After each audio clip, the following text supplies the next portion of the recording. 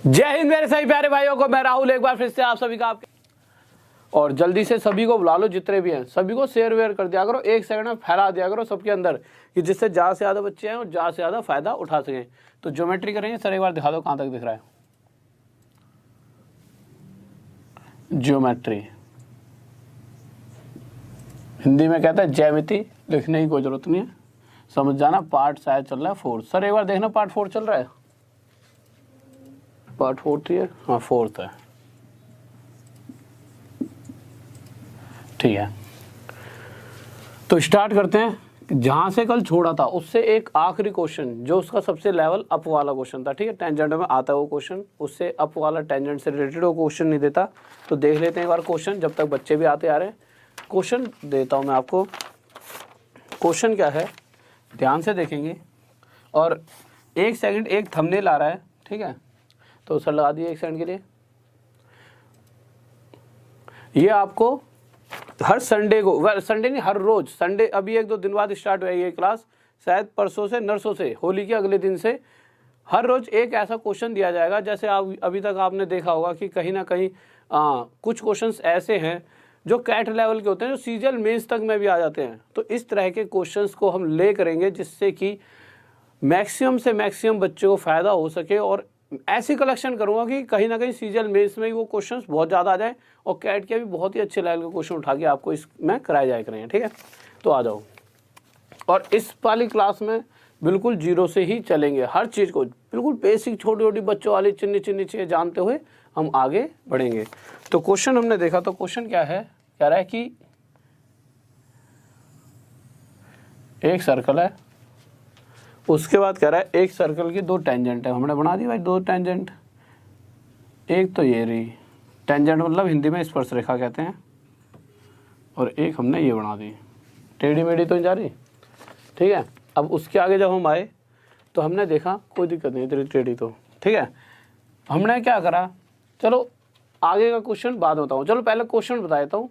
Question में जो आपसे पूछेगा वो पूछेगा कि एक इस तरह से स्पर्श रेखा और जा रही है ए बी, और वो आपसे पूछने क्या वाला है, क्या देगा कि पी टी ये रहा,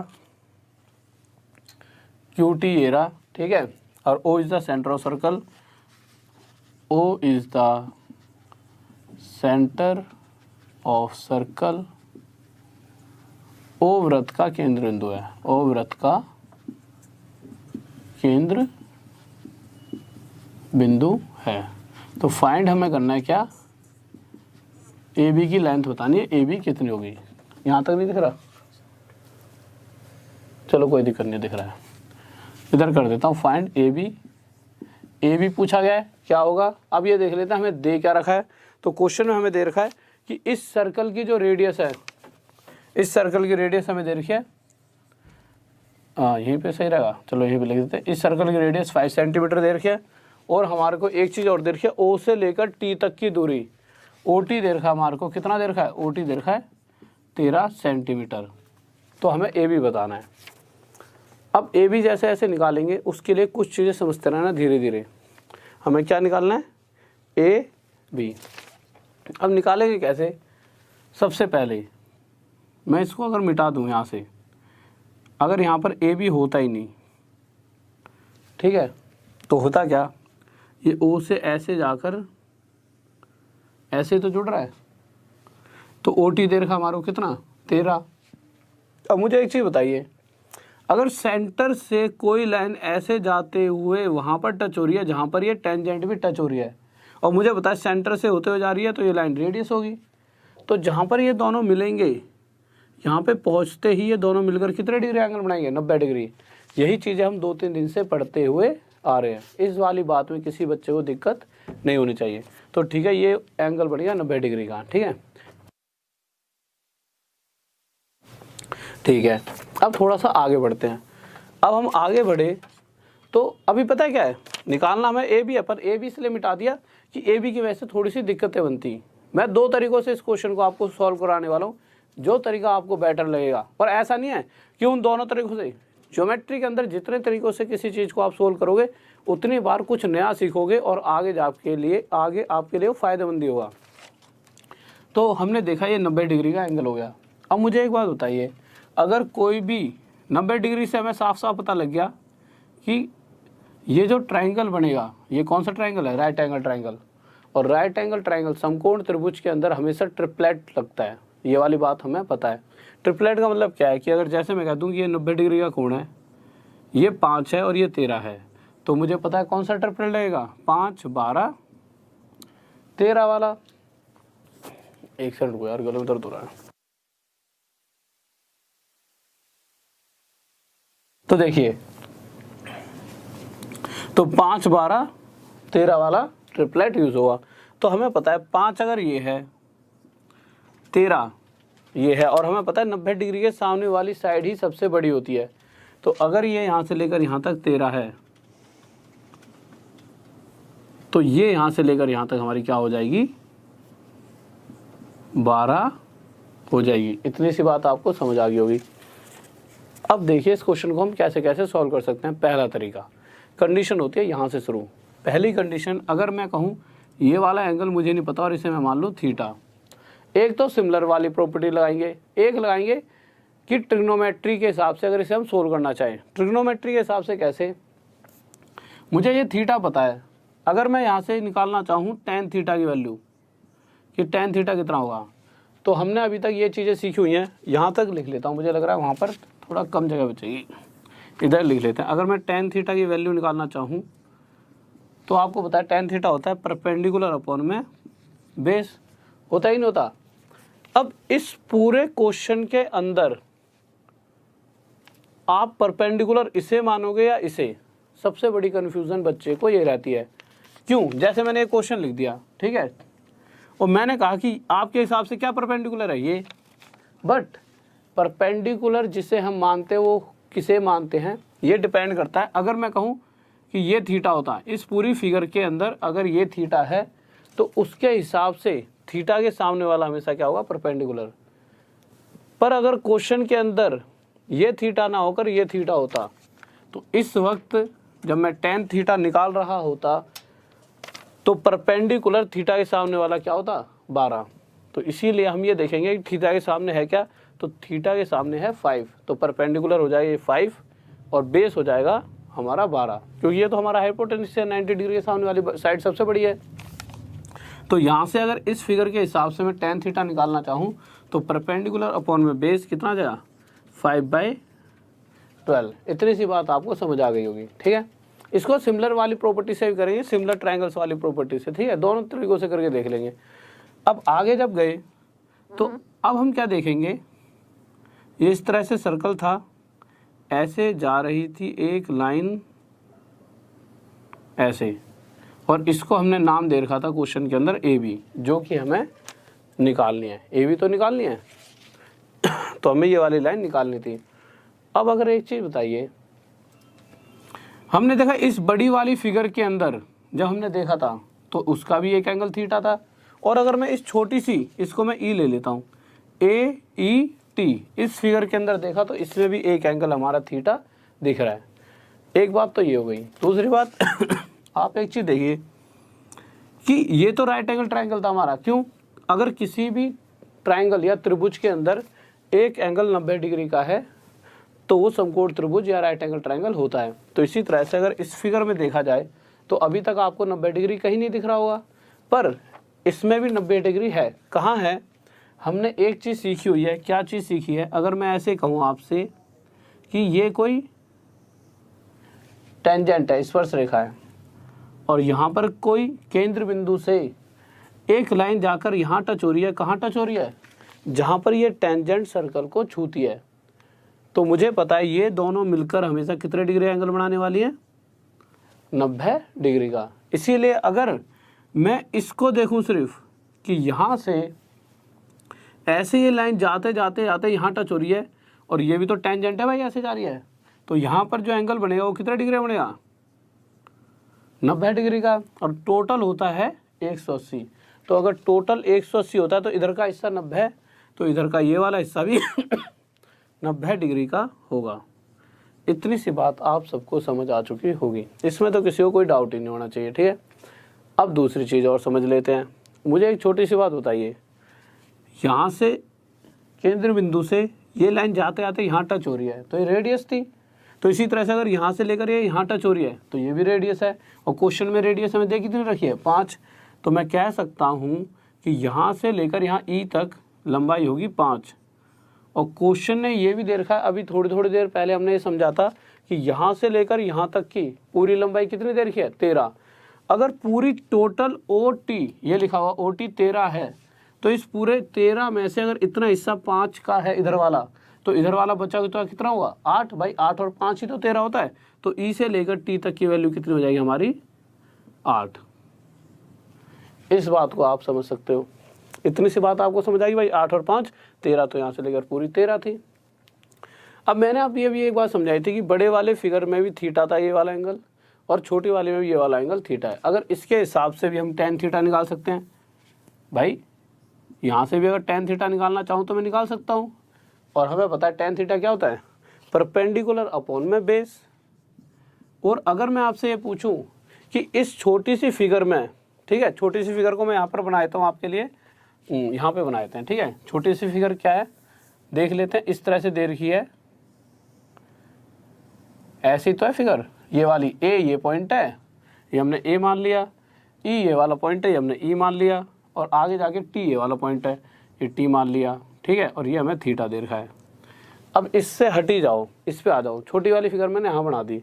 तो मैंने आपको क्या बताया था कि अगर परपेंडिकुलर की बात की जाए तो परपेंडिकुलर हमेशा जिस थीटा से हम निकालने वाले हैं, जिस थीटा का यूज़ करते हुए आगे बढ़ रहे हैं, उसके सामने वाली साइड को हमेशा हम क्या बोलते हैं, परपेंडिकुलर, लंब। तो इसी तरह से थीटा के सामने क्या है, ए। तो अगर tan थीटा परपेंडिकुलर अपॉन में बेस, और परपेंडिकुलर मेरा क्या हो जाएगा ए, या फिर यहाँ से देख लो थीटा के सामने क्या है ए, और बेस क्या हो जाएगा, बेस हो जाएगा मेरा ई टी की वैल्यू दे रखी है 8, तो बेस हो गया 8। इस बात को आप समझ पा रहे होंगे, ठीक है। अब आप एक बात बताइए, tan थीटा यहाँ से 5/12 है, और यहाँ पे tan थीटा ए अपॉन में 8 है, तो दोनों ही अगर tan थीटा की वैल्यू है तो दोनों आपस में बराबर है, इसमें तो कोई बात ही नहीं रही। और अगर दोनों बराबर है तो मैं रख दूंगा भाई 5/12, सर देखना यहाँ तक दिख रहा है, इक्वल्स टू AE/8। अब आगे क्या करेंगे, काटा पीटी करेंगे। जब काटा पीटी करूँगा तो 4 से 2 पर, और ये 4 से 3 पर कटने वाला है, और होगा क्या, ये 2 जब ऊपर आएगा तो 5 से 2 की गुणा हो गया, 5 दूनी 10, 5 2 10। तो AE की वैल्यू यहाँ से मेरे पास आ जाएगी 10/3। अब आप मुझे एक छोटी सी बात बताइए, ये भी 5 है और ये यहाँ से यहाँ तक 12 है। इसी तरह से अगर इसकी बात की जाए तो ये भी यहाँ से यहाँ तक 12 होगी, क्योंकि दोनों बराबर हैं।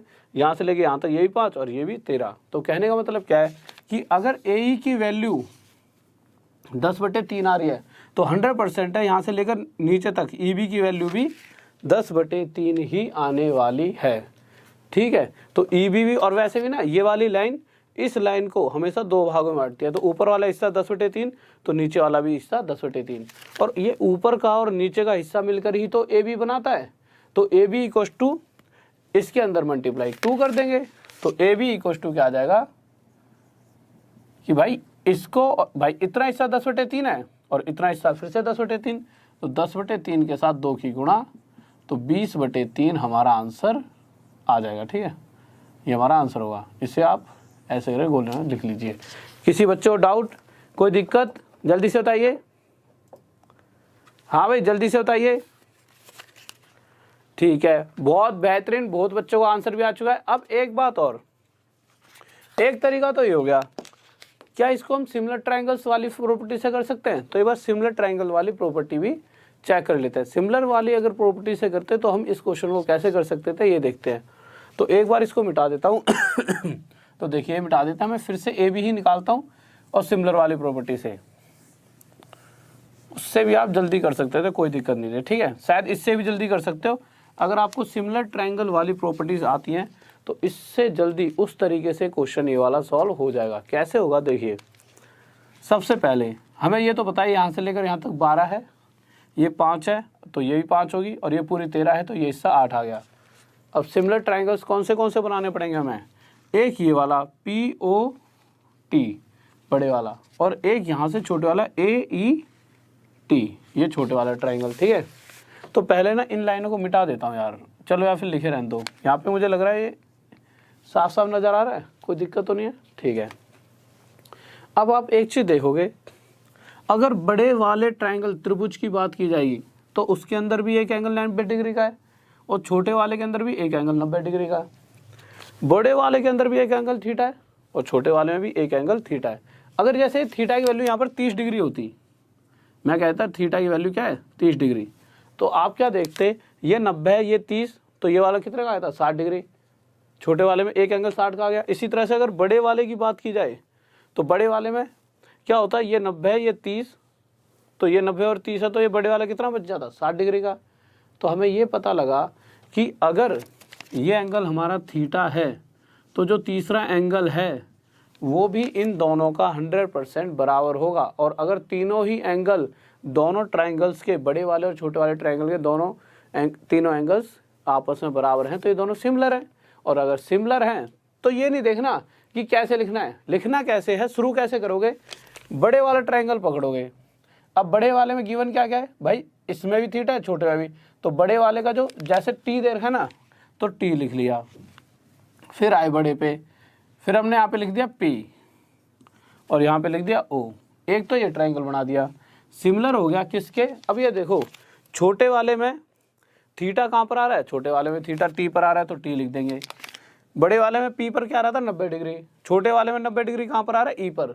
तो जहाँ पर ये देखना होता है एंगल सेम सेम कौन से हैं, तो यहाँ पर भी हम, अगर इस छोटे वाले में 90 ई पर आ रहा है तो यहाँ पर ई आएगा, और बड़े वाले में 90 कहाँ पे आ रहा था पी पे, तो पी और ई, इसीलिए इसके हिसाब से पॉइंटों को रखा जाता है।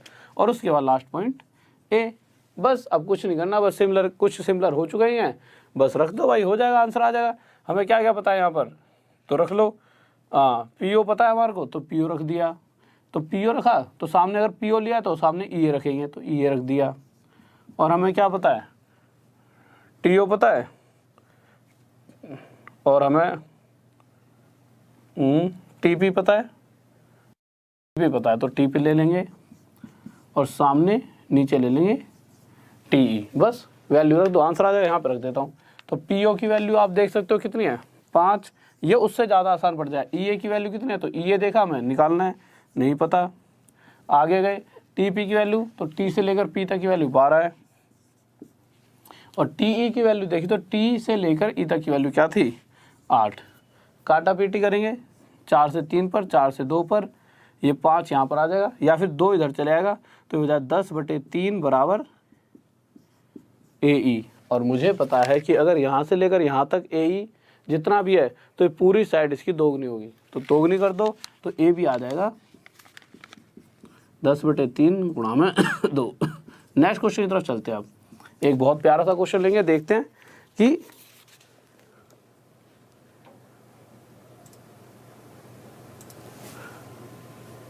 हाँ भाई ठीक है, अब इसे मिटा देते हैं दोनों को।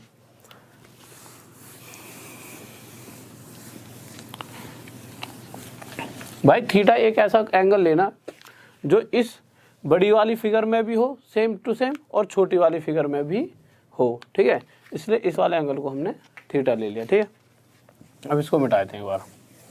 अब एक क्वेश्चन लेते हैं बहुत ही प्यारा सा, तो क्वेश्चन देखते हैं क्या कह रहा है।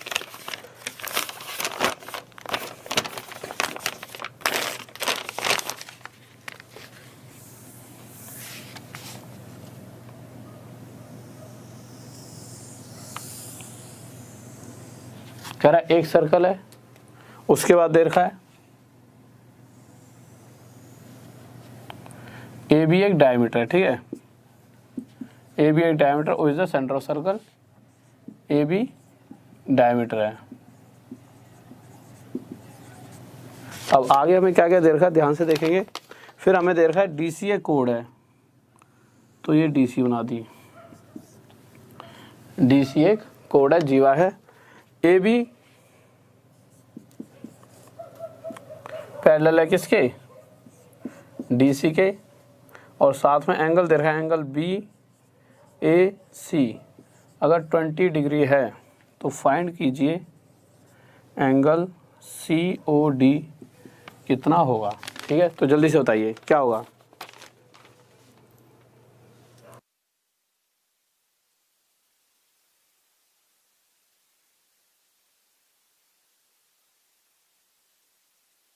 हाँ भाई देखिए जल्दी से बताइए, बहुत ही प्यारा सा क्वेश्चन है, इजी सा है, इतना ज़्यादा मुश्किल नहीं है, ठीक है। थोड़ी से कॉपी पेन चलाओगे तो आपका आंसर आ जाएगा, ठीक है। और फिर कल थोड़े से बेसिक से कुछ क्वेश्चन सॉल्व कराएंगे, वो टेंजेंट का आखिरी क्वेश्चन था इसलिए आपको थोड़ी सी दिक्कत बनी होगी। कल से छोटे छोटे क्वेश्चन लेंगे थोड़े से, फिर से लेवल बढ़ा लेंगे बाद में, ठीक है।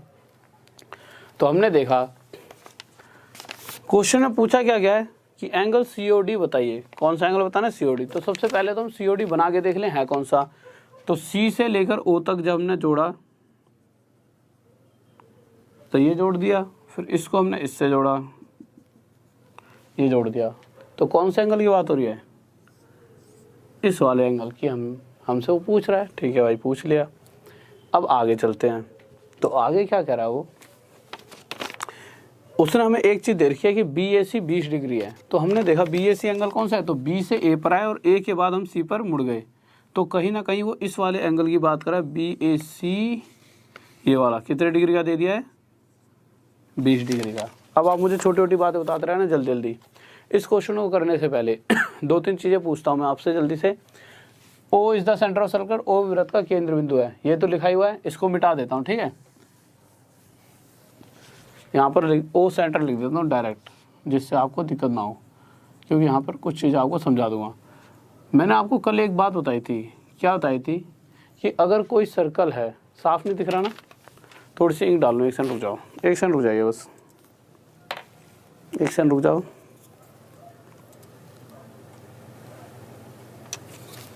तो देखते हैं,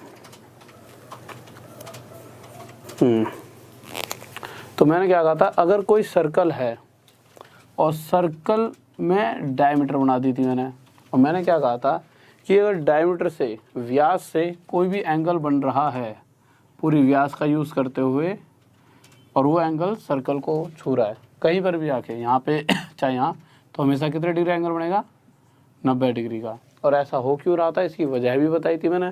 क्या बताई थी, ये पूरा एंगल 180 डिग्री का होता है और हमें पता है इसके सामने वाला एंगल इसका आधा होता है। अगर उसी प्रॉपर्टी का यहाँ पर यूज़ किया जाए तो थोड़ी देर इसको मैं मिटा लेता हूँ, इसको हम बाद में लिख लेंगे, ठीक है। सिर्फ उतना लिखते हैं जिससे चीज़ें हमें समझ आ सकें। अगर मैं आपसे कहूँ कि इससे इसे जोड़ दो, तो हमने इससे इसे जोड़ा, 2 तरीक़ों से क्वेश्चन सॉल्व हो सकता है, ठीक है। पहला अभी चल रहा है। अब एक बात बताइए कि यहाँ से लेकर यहाँ तक AB क्वेश्चन में डायमीटर दे रखी है व्यास, और मुझे पता है कि इतने हिस्से को यूज़ करके अगर कोई एंगल सर्कल को छूते हुए बन रहा है, तो आप साफ साफ कह सकते हो कि ये वाला एंगल कितने डिग्री का होगा, तो आप कहोगे ये वाला एंगल 90 डिग्री का। सही बात है। अगर हम आगे बढ़ते हैं तो हम एक चीज़ देखेंगे कि अगर ये 20 डिग्री का, ये 90 डिग्री का है, तो ये कितने डिग्री का होना चाहिए। हम सबको पता है कि इन तीनों का जोड़ 180 होता है, 180 में से 90 गया, 90 बचा, मतलब कहीं ना कहीं इन दोनों का टोटल 90 है, 90 में से 20 भी चले गया, बचा कितना 70। तो ये वाला एंगल पक्का पक्का 70 डिग्री का होगा। 100% आप इस चीज़ के लिए श्योर हो चुके हो। इतनी सी बात हमारी क्लियर हो गई है। अब हम आगे चलते हैं। आगे चलने से पहले एक बात और क्लियर कर लेते हैं। मैंने देखा AB और DC आपस में पैरेलल हैं, तो AB और जो ये वाली लाइन है DC आपस में पैरेलल हैं, और हम अगर देखें कि पैरेलल लाइंस में अगर कहीं पर भी Z बन जाए, इस तरह से जब भी Z बनता है तो ये वाला एंगल और ये वाला एंगल आपस में बराबर होता है।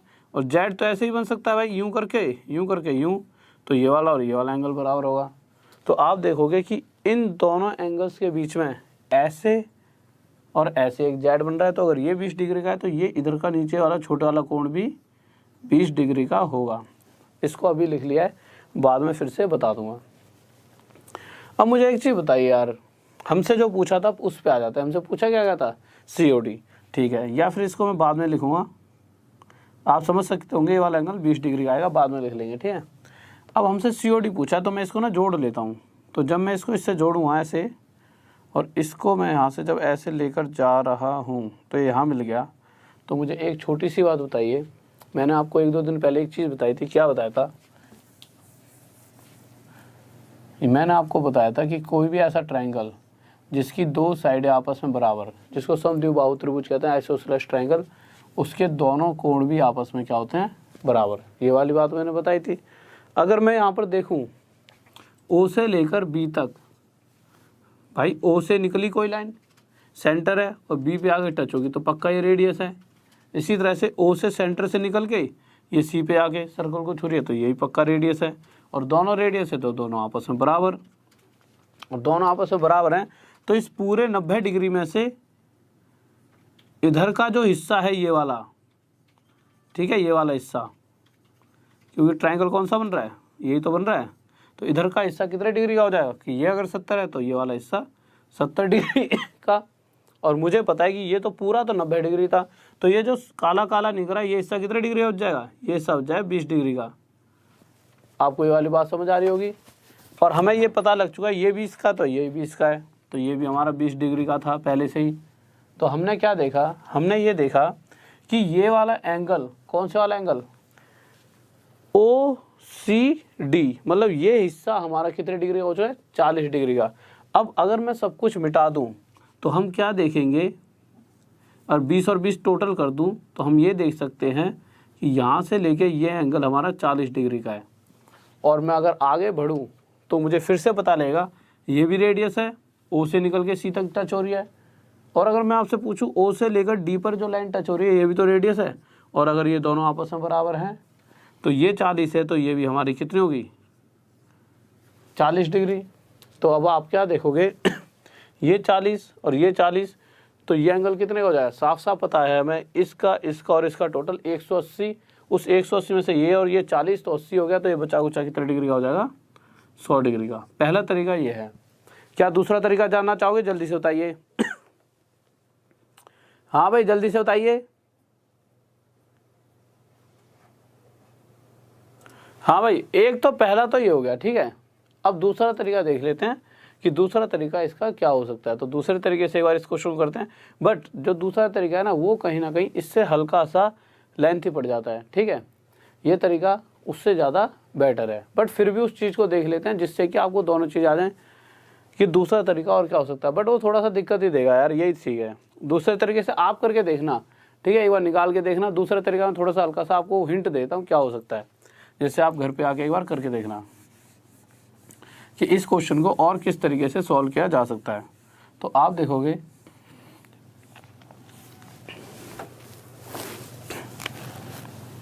इस तरह से फिगर थी, ठीक है। आप मुझे छोटी छोटी सी बात बताते रहना। एक बात बताइए, सबसे पहले AC और ऐसे हमने जोड़ दिया था, और ये क्या था हमारा, ये हमारा DC था। तो हमने क्या कहा था, ये वाला एंगल कितने डिग्री का हो जाएगा, ये वाला एंगल 90 डिग्री का, यही तो कहा था मैंने। और ये वाला एंगल हमें 20 डिग्री का दे रखा था। अब एक छोटी सी बात बताइए, अगर ये 90 है ये 20 है तो ये हमारा कितना आ गया था, ये हमारा 70 आ गया था। अगर मैं ऐसा करूं, इसको इसके साथ ऐसे करके जोड़ दूं, तो मैंने आपको एक चीज़ समझाई थी कल, क्या समझाया था, क्योंकि ऐसा हो सकता है किसी बच्चों को ये वाली चीज़ आसान लगे तो इस तरीके से आप क्वेश्चन को सॉल्व कर सकते हो। मैंने आपको एक कल चीज़ समझाई थी कि किसी भी सर्कल के अंदर 4 भुजाओं वाली कोई भी फिगर बननी है और कैसी भी टेढ़ी मेढ़ी, उससे मतलब नहीं है। उसके आमने सामने वाले दोनों एंगल्स का टोटल हमेशा 180 डिग्री होता है। तो आप अगर एक बात बताओ, अगर यहाँ पर ये लाइन ऐसे नहीं होती तो क्या आपको ये एक फिगर नहीं दिख रही, इस फिगर के अंदर इन दोनों का टोटल 180 होना चाहिए। अगर ये 70 है तो ये हमारा कितना होना चाहिए 110 डिग्री। अब इस लाइन को दोबारा से बना देते हैं, ठीक है। इसी तरह से आपको ये बात समझ आ गई कि भाई ये 70 है तो ये 110 डिग्री होना चाहिए। इतनी सी बात हमने देख ली। फिर उसके बाद हम क्या देखेंगे कि ये 20 है तो ये भी हमारा क्या होना चाहिए 20। कैसे, जेड बनना है ऐसे करके ऐसे। अब आप देखोगे ये 110, ये 20, कितना हो गया 130।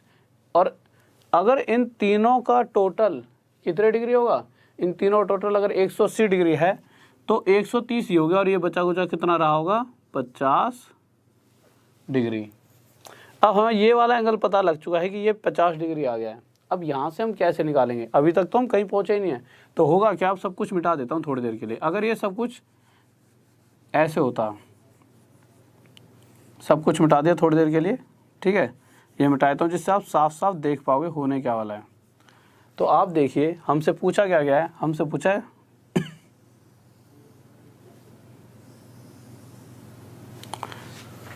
हमसे पूछा है COD, और मैंने आपको कल एक बात बताई थी, अभी तक बताते आ रहा हूँ, अगर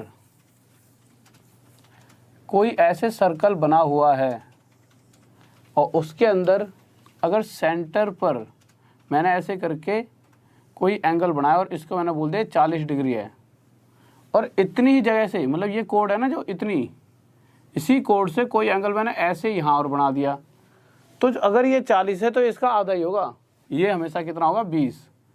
तो इसी तरह से अगर मैं कहूँ कि इतने ही हिस्से से, इतनी कोड से अगर कोई सेंटर पे एंगल बन रहा हो और इतने ही हिस्से से एक सर्कल को छूते हुए बन रहा है, और वो अगर 50 है तो ये कितना होगा सेंटर वाला, तो सेंटर वाला उसका डबल कितना हो जाएगा 100। तो यहाँ से भी हमारा आंसर आ जाता है ये कितने डिग्री का, 100 डिग्री का, और ये क्या हो जाता हमारा आंसर। इस बात को आप समझ पा रहे हो? कोई डाउट?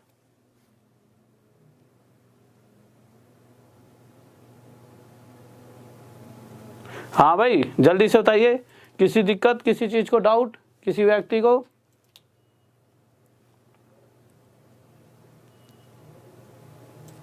ओके ठीक है, समझ आ गया। तो ठीक है, तो अब इन क्वेश्चंस को दो, ऐसा है कि आप क्या सोचोगे सर ने एक ही क्वेश्चन को दो तरीकों से होता है, इन्हीं चीज़ों को ऐसा नहीं है, अभी ये क्वेश्चन दे दिया, क्या करेगा यहाँ से मिटा देगा कहीं ना कहीं, कभी छोटा सा, इन्हीं चीज़ों को यूज़ करते करते क्वेश्चंस को टेढ़ा मेढ़ा कर देता है। तो एक चीज़ से अगर हम जितनी ज़्यादा चीज़ें सीख लें उतनी ही ज्योमेट्री को ज़्यादा सीख सकते हैं। ज्योमेट्री एक ऐसी चीज़ है जिसमें आप जितना पेन चलाओगे, जैसे मैथ तो है ही कि मैथ में जितना पेन चलाओगे उतना सीखोगे, बट उन सब में सबसे अलग एक ज्योमेट्री एक ऐसा चैप्टर है जिसमें तो पक्का जितना पेन का यूज़ कर लोगे और जितनी गलतियाँ और जितना सही करोगे उतना ही ज़्यादा सीख पाओगे। तो ज्योमेट्री के अंदर हमेशा कोशिश करा करो मैक्सिमम से मैक्सिमम पेन और पेंसिल लेकर, पेंसिल नहीं कॉपी लेकर, पेन और कॉपी लेकर बैठा करो, ठीक है। और ज़्यादा से ज़्यादा अपने आप करा करो कि यार ये वो, क्योंकि क्या होगा इसमें कोई गलतियाँ नहीं होती हैं, इसमें जितनी चीज़ें आपके दिमाग में हैं उन चीज़ों का हर बार यूज़ होगा। कैसे यूज़ होगा? शायद कोई बच्चा यहाँ से यहाँ पे निकाल देता, यार ये भी बराबर है, और यहाँ से निकल लिए एक, यहाँ पर कुछ अलग तरीका होता, समझ रहे हो? ऐसा नहीं है कि जिस तरीके से मैंने करा दिया दो, उसके बाद तीसरा तरीका नहीं आ सकता, तीसरा आप निकाल सकते हो, चौथा भी निकाल सकते हो, पाँचवा भी। इसका मतलब जितनी ज़्यादा आपने ज्योमेट्री सीखी है उसका आप प्रयोग कर रहे हो, जो जो चीज़ें अभी तक आप सीख रहे हो तो हर चीज़ का यूज़ करो ज़्यादा से ज़्यादा, उतना ही ज़्यादा आप इसके अंदर सीखते जाओगे। एक ही क्वेश्चन से हम बहुत सारी चीज़ें सीख सकते हैं। तो हमेशा ये मत सोचो कि क्वेश्चन को कितने तरीक़ों से करें, ये सोचो कितनों से और कर सकते हैं, क्योंकि इन्हीं चीज़ों को यूज़ करके इधर उधर, ऐसा तो है नहीं कि ज्योमेट्री में बहुत सारी बस यही लाइन्स हैं, इन्हीं पर वो खेलेगा और इन्हीं पर हर बार क्वेश्चन देगा। तो अगर हम एक ही फिगर में जितना खेलेंगे हमारे को उतना ही फ़ायदा मिलने वाला है। ओके, तो किसी बच्चे को यहाँ तक कोई दिक्कत नहीं होगी, तब आगे करेंगे और आगे बहुत ही बेहतरीन वाला टॉपिक स्टार्ट करें। अभी तो ये टॉपिक, एक सेकंड रुकिए, तो देखिए होगा क्या कि अभी तो हमारा जो भी टॉपिक चल रहा है, एक सेकंड रुकिए, कल सबसे प्यारी क्लास होगी ट्रिपलेट के बेस्ड पर जितने भी क्वेश्चन हैं वो